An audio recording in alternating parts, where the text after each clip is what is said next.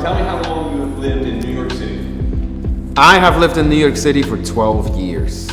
And in those 12 years, Robin, what have you been doing predominantly and why'd you come? I came to do an internship and then really ended up just staying against all odds. I never wanted to, never thought I would, but I ended up staying, and I ended up doing community engagement, urban ministry in Harlem. So I've been working in the Harlem community doing ministry for the last 12 years.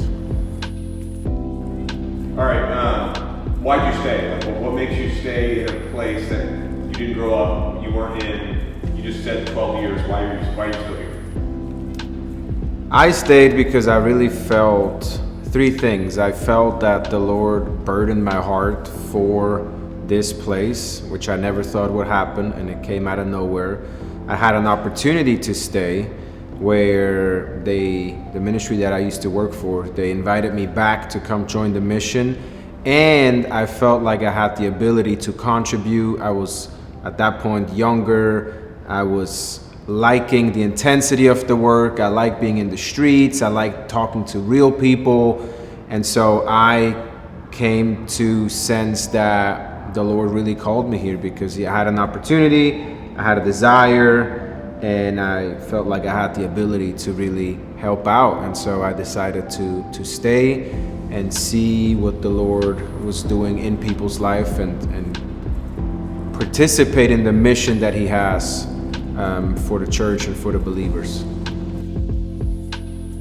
In ministry in New York City, it can be really hard because we come up against these different ideologies and these different understandings and lifestyles, and so I have had some really tough times where us being on gospel mission, sharing our faith with people in a city like New York City is just not necessarily the popular thing to do. People don't come to New York City, or a lot of people in New York City don't live here thinking that they need God. They came here to make something of themselves. And so this is like a pushback of ideology and identity.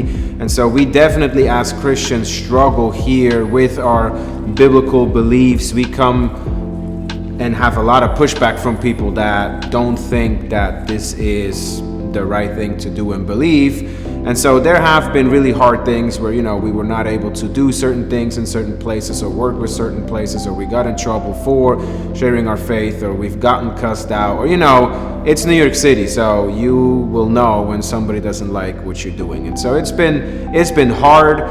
It's also been amazing. So we've seen some incredible things happening where the Lord has been changing people's lives, and we got to see that. We were right there, front row, and we saw how the Lord would use us to change somebody's lives, how He would call people to Himself, how He would save people, heal people, restore people, provide for people. And so that has been amazing to see, and we're really grateful that the Lord is using us in the city to shine a light and go and make disciples. 1 Thessalonians 2:8, Paul says this to the Thessalonians. He says, "So, being affectionately desirous of you, we were ready to share with you not only the gospel of God, but also our own selves, because you had become very dear to us." And so what this passage talks about is that Paul did not just end up sharing the gospel with them, but he shared his life. They had become very dear to him. And so the people that we engage through community engagement, they're very dear to us. We ought to love our neighbor. We ought to love the place where we live. And when we do that, we are not just sharing our gospel, our truth with them, we're actually sharing lives. So as we share lives, we are building relationships with people. When we build relationships with people, people are going to have open hearts, and they're going to listen to what we say because they trust us, they see us. And through these relationships, we end up being able to share the gospel. And I think we have a beautiful picture here where Paul says that he did not just share the gospel, but he shared his own life because they have become very dear to him. And we want to do the same. We want to love people. We want them to be dear to us. We want to care for them. We want to share our lives, and we want to share the gospel with them.